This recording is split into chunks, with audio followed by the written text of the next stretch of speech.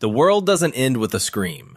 It ends with a cheer. Fireworks light the sky. Glasses clink. People count down the final seconds of the year with smiles on their faces, unaware that the most dangerous moment is not the explosion, it's the silence that follows. New Year's doesn't feel like a crisis. It feels like relief, a reset. A promise that tomorrow will be better simply because the calendar says so. That illusion is powerful and deadly. New Year's Day is the only moment when disruption looks normal. Offices are closed, emergency staffing is thin, delays are expected, confusion is tolerated.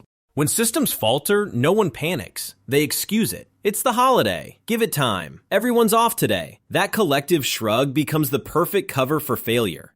Collapse doesn't announce itself with sirens. It arrives disguised as inconvenience. The first cracks are subtle. A payment doesn't go through. A delivery gets delayed. A service line goes silent. A website won't load. Nothing catastrophic on its own. But each failure stacks quietly on the last. The difference is timing. No one is watching closely enough to notice the pattern forming. New Year's lowers attention across an entire society at once. People are distracted, tired, emotional. Some are drunk, some are nostalgic. Many are hopeful. Almost all are relaxed in a way they rarely allow themselves to be. That collective exhale is exactly what makes the moment dangerous. Vigilance drops. Response time stretches. Assumptions replace observation. And systems don't fail loudly at first. They degrade politely. Emergency services operate on skeleton crews. Technical teams delay escalations.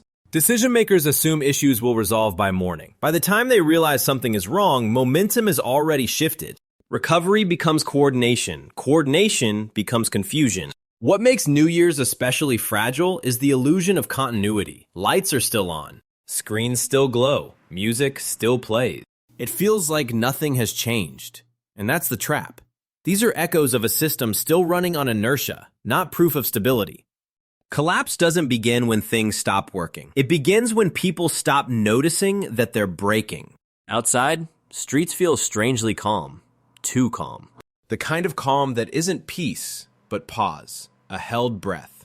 The moment before something drops. Inside homes, people feel safe because walls still stand and heat still flows. They mistake presence for permanence. But infrastructure isn't presence. It's momentum. Once that momentum stalls, restarting it is far harder than keeping it going. And the longer people assume everything's fine, the less time they have to react when it's not. New Year's doesn't cause collapse. It camouflages it. It offers the perfect cover for delay, denial, and misplaced trust. While people celebrate a fresh beginning, the systems they rely on are already past their tipping point. And when reality finally asserts itself, it won't arrive with fireworks. It will arrive quietly, in the gap between expectation and response. That's when the countdown ends. And the real year begins. The most dangerous phase of collapse isn't panic. It's normalization. When the first systems start to fail, people don't react with fear, they react with logic. They assume the problem is temporary, isolated, technical, a glitch, a backlog, a holiday slowdown. Their brains reach for explanations that preserve normality, because accepting instability demands action, and action carries risk. So instead, they wait. A train delay becomes holiday traffic. A failed payment becomes bank maintenance. A dead phone line becomes overloaded networks. Each explanation feels reasonable on its own. Together, they form a story that keeps people calm and still. This is how collapse hides in plain sight. The early phase isn't loud. It's quiet confusion. Small contradictions appear everywhere, but no single one feels alarming enough to act on. Information stops lining up. Timelines don't match. Services half work. Responses feel automated and hollow. People sense something's off, but they can't point to it, and so they wait for clarity. The problem is that modern systems don't fail cleanly. They fragment. Parts continue operating long after coordination is gone. Power might still flow while logistics break. Communication might exist without authority behind it. Screens light up, but no one is really there. This creates the illusion of control long after control is gone. On New Year's Day, that illusion is amplified. Everyone expects disruption. Offices are closed. Staffing is thin. Holiday hours explain everything. People forgive delays they would normally question. The threshold for concern rises, exactly when it should drop. Meanwhile, decision makers are missing. Not absent in theory, but unavailable in practice. Senior staff are off, backup teams are slow to mobilize. Chains of command become loops of voicemail and unanswered messages. No one is panicking, and that's the problem. Because panic comes after recognition, and recognition hasn't happened yet. People stay home waiting for clarity that never arrives. They refresh news feeds. They scroll social media. They reassure each other that this is temporary. They trust the system to self-correct because it always has before. But this time, the system doesn't reboot. It drifts. The most dangerous moment in collapse is the pause between awareness and action. The space where people know something is wrong but haven't accepted what that means. That pause is filled with denial disguised as patience. By the time clarity finally breaks through, options have narrowed. Transportation is congested. Supplies are unevenly distributed. Misinformation fills the gaps left by silence. People move, but all at once and in the same direction. That's when danger accelerates. Collapse doesn't come crashing down. It creeps in while everyone waits for permission to react. The tragedy is that the warning signs were visible all along, just quiet, scattered, and easy to ignore. And by the time the realization hits, the question isn't what's happening, it's why didn't we move when we still could? There is something disarming about celebration. It lowers defenses. It softens judgment. It convinces people that nothing truly dangerous could happen while music is playing and lights are on. Celebration creates a temporary agreement that everything is fine, even when it isn't. On New Year's Day, that agreement is nearly universal. Crowds gather not because conditions are safe, but because tradition says they should. People move toward noise, toward light, toward shared emotion. They want to feel connected. They want to believe the world is still operating on familiar rules. In that environment, caution feels antisocial. Concern feels like paranoia. Silence feels rude. And that is exactly why celebration becomes cover. When something goes wrong during a celebration, it hides inside the noise. A delayed response is blamed on the crowd. A missing service is chalked up to the holiday. A strange sound becomes part of the atmosphere. Even confusion feels normal, because confusion is expected when many people gather. This creates a dangerous lag between cause and awareness. No one wants to be the first person to say something is wrong. It feels inappropriate, even embarrassing. You don't want to be the one who ruins the mood, so people suppress their instincts and wait for confirmation from someone else. Meanwhile, small failures compound beneath the surface. Celebration also reshapes movement. People cluster, bottlenecks form. Transportation fills unevenly. Some areas become dense while others empty out. These patterns harden quickly, and once they do, they're difficult to reverse. When things begin to fail for real, the structure is already distorted. Information spreads poorly in celebration. Messages get lost in noise. Authority blends into performance. Announcements sound like part of the event. Real warnings struggle to stand out from spectacle. The louder the environment, the harder it is to signal danger. This creates a dangerous delay between awareness and response. Those who sense something is wrong often hesitate. They don't want to overreact. They don't want to look foolish. They tell themselves they'll reassess in a few minutes. That hesitation costs time. And in collapse, time is the only currency that matters. The most dangerous part is that celebration teaches people to trust the crowd, to move where others move, to assume safety in numbers. But crowds don't think. They flow. And when the flow changes direction, suddenly people get trapped inside it. Those who survive don't fight the crowd. They step away from it early. They notice the mismatch between energy and structure. They see that the mood doesn't match the infrastructure. They recognize that joy without support is fragile. And they quietly disengage. They don't run. They don't announce. They just stop participating. While others cheer, they observe exits. While others celebrate, they assess risk. While others wait for permission, they accept that permission isn't coming.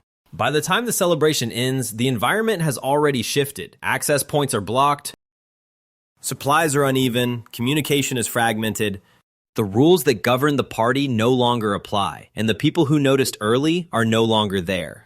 They didn't flee in fear, they simply refused to mistake noise for safety. In collapse, the loudest moment is often the most dangerous, because it hides the silence where reality is already changing. The most unsettling moment in any collapse is not the failure itself, but the realization that nothing is coming to fix it. At first, people wait with patience. They assume the silence is temporary, the outage routine, the confusion administrative. This belief acts like emotional insulation. It keeps panic at bay and preserves the illusion of continuity. But beneath that calm, something shifts. Time stretches. Explanations stop arriving, and the absence of response begins to feel intentional. In the early hours, hope remains functional. People check their phones. They refresh feeds. They assume authorities are coordinating behind the scenes. But as hours turn into long gaps, the mind starts filling in the blanks. The absence of information becomes information itself. Silence transforms from neutral to suspicious. It begins to feel heavy, deliberate, and wrong. This is the moment when the idea of normal returning soon collapses. Not with a bang, but with a slow erosion of trust. Systems that once felt permanent now feel distant. The reassurance that someone is in charge fades, replaced by the realization that no one may be coming at all. That shift is subtle, but it changes behavior almost immediately. Once trust in systems erodes, attention turns outward. People stop looking at screens and start watching each other. They notice who still has light, who moves with purpose, who seems calm. Human behavior becomes the new signal system. Stability is no longer institutional, it's personal. And that makes it dangerous. This is when curiosity begins to replace confidence. Neighbors linger longer. Conversations stretch. Questions feel heavier, not hostile, but probing. People are trying to orient themselves using whatever reference points remain. Unfortunately, humans are poor substitutes for infrastructure. Observation turns into speculation. Speculation becomes pressure. As systems fail unevenly, inequality becomes visible. Some places regain power briefly. Others go dark. Aid appears in one area and bypasses another. This randomness breaks the social contract. Fairness dissolves. People stop trusting process and start relying on proximity. And proximity in collapse becomes risk. The most dangerous shift happens quietly. People stop thinking in terms of institutions and start thinking in terms of individuals. Who has resources? Who seems prepared? Who looks like they know what's happening? This is where attention becomes weight. It presses in, subtle but constant. Those who understand this moment don't wait for clarity. They recognize that the system has stopped responding in a meaningful way. They don't panic, but they don't linger either. They understand that the absence of guidance is itself a message. When systems don't come back, the world doesn't end all at once. It reorganizes itself around new signals. The people who adapt early aren't faster or stronger, they're simply more willing to accept that the old rules have expired. And once that realization settles in, staying still becomes the riskiest move of all. There is always a window, and it rarely looks dramatic. It doesn't announce itself with sirens or headlines. It feels ordinary, almost boring. That's why so many people miss it. This window exists in the quiet space between denial and panic, where nothing has collapsed yet, but nothing feels stable either. It's the moment when things still technically work, but no longer make sense. And that moment is fleeting. Most people wait for certainty. They want proof that something is wrong before they act. But collapse never offers clean confirmation. It offers ambiguity. Systems still function, but inconsistently. Information still flows, but contradicts itself. People sense tension, but can't explain it. The discomfort feels emotional rather than logical, so they dismiss it. They tell themselves they're overthinking. The people who survive don't wait for proof. They wait for alignment. They notice when multiple small signals begin pointing in the same direction. Delays line up, behaviors shift, institutions respond slower, tone changes. Nothing catastrophic yet, just off. That alignment is the signal. Not danger, but direction. Movement during this phase is subtle. It doesn't look like escape, it looks like flexibility. A temporary relocation, a change in routine. A decision to not commit further. It's movement that can still be explained away if needed. That's what makes it safe. It doesn't challenge the social narrative yet. The trap is comfort. Familiar routines create psychological gravity.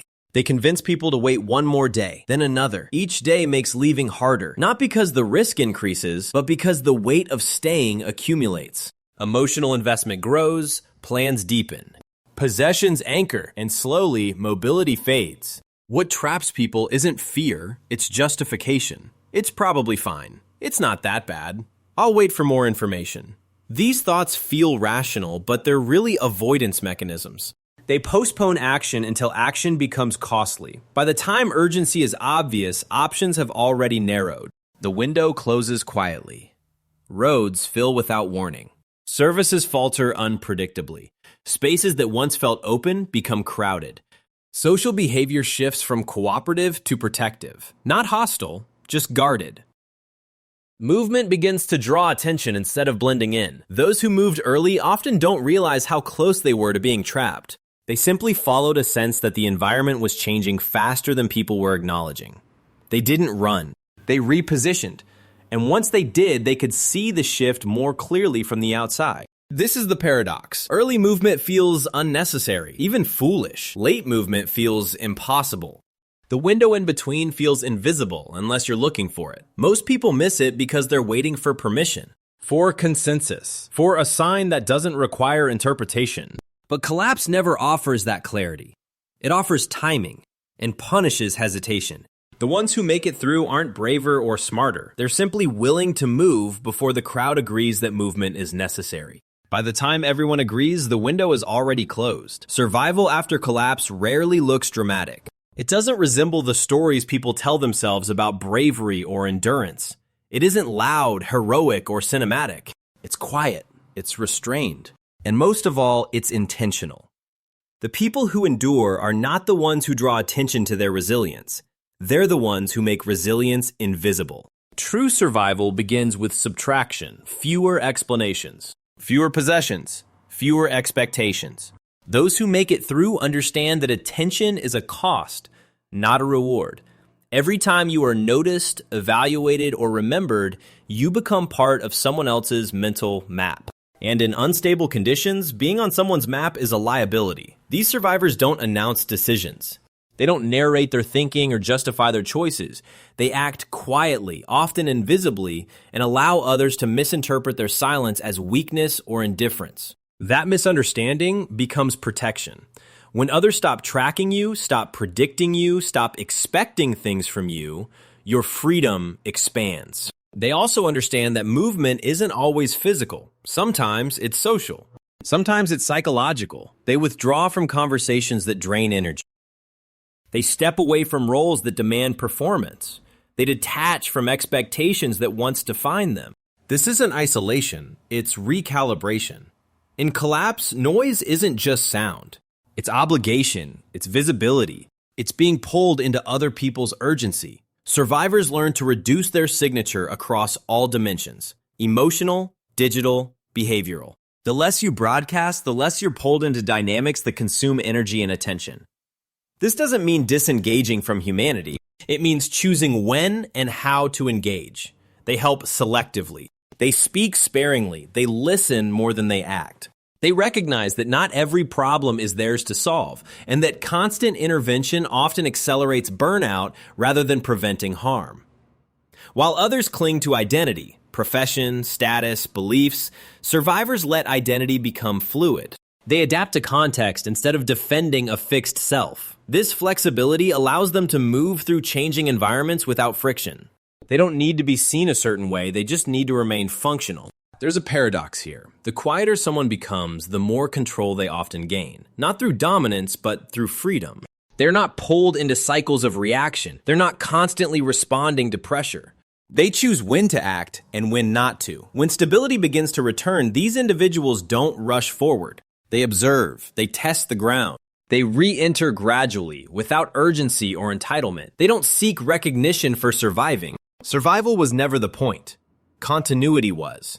And that is the silent advantage. Not strength, not aggression, not preparation as performance, but the ability to step back, reduce friction, and move only when movement serves you. In the end, the ones who endure are rarely the loudest or the boldest. They're the ones who learn to become light, not in spirit, but in footprint. They didn't conquer the collapse. They simply let it pass around them.